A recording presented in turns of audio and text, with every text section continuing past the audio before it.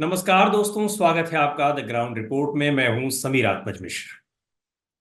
लोकसभा चुनाव के बाद से तमाम तरह के राजनीतिक चर्चाएं चल रही हैं। एनडीए गठबंधन को लेकर के, भारतीय जनता पार्टी के भीतर चल रहे तमाम तरह के गतिरोधों को लेकर के। लेकिन इनमें सबसे महत्वपूर्ण एक चर्चा और चल रही है। यद्यपि लोकसभा चुनाव में उस पार्टी ने कोई खास परफॉर्मेंस नहीं किया है, खास क्या, जो सामान्य तौर पर उसका परफॉर्मेंस रहता भी था वो भी नहीं दिखाया है, फिर भी उसकी चर्चा हो रही है। उसके भविष्य को लेकर के चर्चा हो रही है। मुझे लगता है आप समझ गए होंगे कि मैं किस पार्टी की बात कर रहा हूं। ये पार्टी है बहुजन समाज पार्टी। एक बहुजन आंदोलन से निकल करके, दलितों के आंदोलन से निकल करके पार्टी ने इतना बड़ा मुकाम हासिल किया कि उत्तर प्रदेश में, देश के सबसे बड़े राज्य में, पूर्ण बहुमत की अकेले दम पर सरकार बनाई। कई साल तक वो पूरी अपनी प्रासंगिकता को बनाए रखी। लोकसभा से लेकर के राज्यसभा, विधानसभा, विधान परिषद, सब जगह अपनी सशक्त मौजूदगी दर्ज कराती रही। लेकिन 2014 के बाद स्थितियां ऐसी विपरीत उसके आई, या ये भी कह सकते हैं कि उन स्थितियों को विपरीत बनाने की खुद उसने कोशिश की, कि आज स्थिति यह है कि पार्टी समाप्त प्राय है। पार्टी का वोट परसेंटेज, जो बिना कोई सीट जीते लोकसभा में 19-20% के आसपास बना रहता था, आज वो एक डिजिट में आ गया है, यानी करीब 9% उसका वोट परसेंटेज रह गया है। जो उसका अब तक का, जो जब से परफॉर्म करने लगी है पार्टी, राजनीतिक रूप से सक्रिय हुई है, तब से ये उसका अब तक का सबसे खराब परफॉर्मेंस रहा। लोकसभा में उसका एक भी सांसद इस समय नहीं है, राज्यसभा में एक भी सांसद नहीं है, उत्तर प्रदेश विधानसभा में उसके मात्र एक विधायक हैं, विधान परिषद में उसका एक भी सदस्य नहीं है। वोट परसेंटेज की बात करें तो जो लेटेस्ट लोकसभा चुनाव हुए हैं उसमें एक भी कैंडिडेट जो है जीता तो खैर नहीं है, परसेंटेज भी, वोट परसेंटेज 9 पर के करीब आ चुका है। और अब ये कयास लग रहे हैं कि क्या बहुजन समाज पार्टी का भविष्य, राजनीतिक भविष्य, कुछ है भी आगे या फिर नहीं। और ये सवाल इसलिए भी उठ रहे हैं कि बहुजन समाज पार्टी की नेता मायावती जिस एक व्यक्ति को, जिस एक व्यक्ति के संगठन को, जिस एक व्यक्ति की पार्टी को अपना सबसे बड़ा प्रतिद्वंदी मान रही थी, और लोग भी मान रहे थे, वो व्यक्ति, उसकी पार्टी लोकसभा चुनाव जीत गई। जी हाँ, मैं बात कर रहा हूं नगीना से जीते आजाद समाज पार्टी के सांसद चंद्रशेखर ब्राह्मण की। चंद्रशेखर आजाद ने जिस तरीके से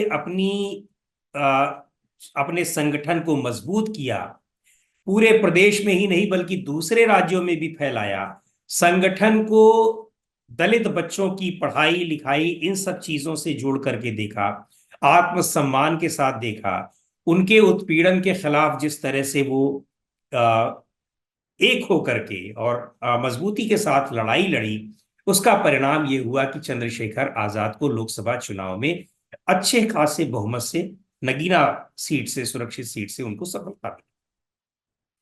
चुनाव के ठीक पहले, इससे पहले तो बहुजन समाज पार्टी की नेता मायावती उनके खिलाफ हमलावर रहती थी, लेकिन चुनाव से ठीक पहले बहुजन समाज पार्टी की नेता मायावती ने जिसको अपना उत्तराधिकारी बनाया, अपने भतीजे को, आकाश आनंद को, हालांकि बाद में उन्होंने उत्तराधिकार के पद से वंचित कर दिया, उस आकाश आनंद ने भी बहुत ही हमलावर तरीके से और बहुत ही, कह लीजिए कि, आक्रामक तरीके से चंद्रशेखर पर हमला बोला।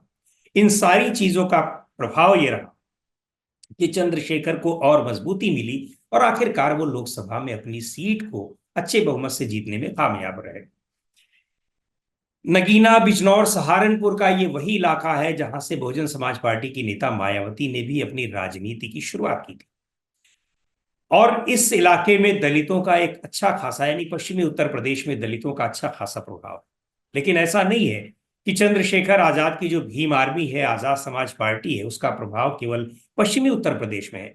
बड़ी तेजी से ये पिछले 3-4 साल के भीतर पूरे प्रदेश में, मध्य उत्तर प्रदेश में, यानी उत्तर प्रदेश का मध्य भाग जो अवध क्षेत्र है या फिर पूर्वांचल है, इन सारे जगहों पर उसका दायरा बढ़ता चला गया और संगठन को मजबूती मिलती गई। दलित समाज के तमाम युवक इस संगठन से अपने आप को जुड़ते गए और ये कारवां बनता गया। अब ऐसे में ये सवाल उठ रहा है कि क्या आजाद समाज पार्टी बहुजन समाज पार्टी का स्पेस ले लेगी? बहुजन समाज पार्टी के पास जो दलितों का एक फिक्स वोट बैंक हुआ करता था, जो इस बार के चुनाव में भारतीय जनता पार्टी को कम बल्कि समाजवादी पार्टी और कांग्रेस के गठबंधन को ज्यादा गया है, क्या इस स्पेस को या दलित वोटों को कांग्रेस पार्टी, समाजवादी पार्टी उसको अपनी तरफ आकर्षित करेगी, या फिर उस जगह को भरने का काम आजाद समाज पार्टी करेगी, चंद्रशेखर रमन की पार्टी? ऐसे में एक बड़ा सवाल ये उठ रहा है कि जो बहुजन समाज पार्टी का कोर वोट बैंक, क्या वो आजाद समाज पार्टी उसको कैप्चर कर लेगी, उसकी ओर आकर्षित होगा, या फिर जिस तरह से लोकसभा के चुनाव में, लोकसभा 2024 के चुनाव में समाजवादी पार्टी और कांग्रेस पार्टी के गठबंधन की ओर गया? बड़ी उम्मीद, इस तरह के कयास लगते हैं कि ये कांग्रेस पार्टी की ओर भी जा सकता है, क्योंकि कांग्रेस पार्टी का पुराना वोट बैंक रहा है। लेकिन इस बात को लेकर के आम सहमति है लोगों में कि बहुजन समाज पार्टी की तरफ अब ये वोट बैंक शायद ही जाए।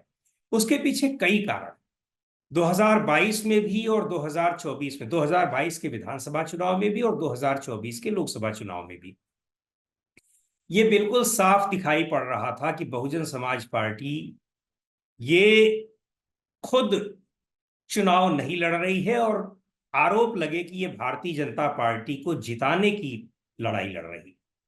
चुनाव परिणाम आए तो ये साफ दिखाई पड़ा कि ऐसी बहुत सारी सीटें थी, या यहां तक कि ये अपील भी कर दी थी बीएसपी की नेता ने, मायावती ने, कि अगर वो जहां पर बहुजन समाज पार्टी चुनाव नहीं लड़ रही है तो भारतीय जनता पार्टी के कैंडिडेट को भी जिता सकते हैं। उसके बाद ये हुआ कि 2024 के लोकसभा चुनाव में पहले पूरी उम्मीद जताई जा रही थी कि गठबंधन में शामिल होंगी, गठबंधन में नहीं शामिल हुई। फिर उन्होंने खुद अकेले चुनाव लड़ने का ऐलान किया। अकेले चुनाव लड़ने पर यह तय हो गया था कि बहुजन समाज पार्टी अकेले चुनाव लड़ करके न तो सीट निकाल सकती है और न ही अपने वोट परसेंटेज को बढ़ा सकती है, बल्कि उसका जो कोर वोटर है वो भी दूसरी पार्टियों की ओर चला जाएगा।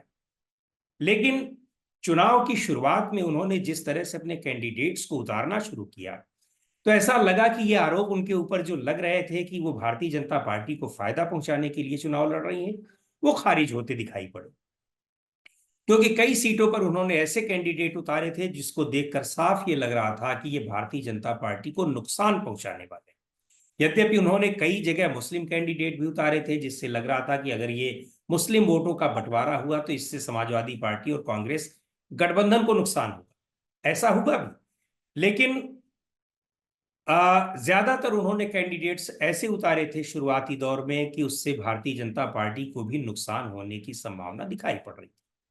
लेकिन अचानक से तीसरे चरण के बाद कुछ ऐसे फैसले बहुजन समाज पार्टी की नेता मायावती ने किए।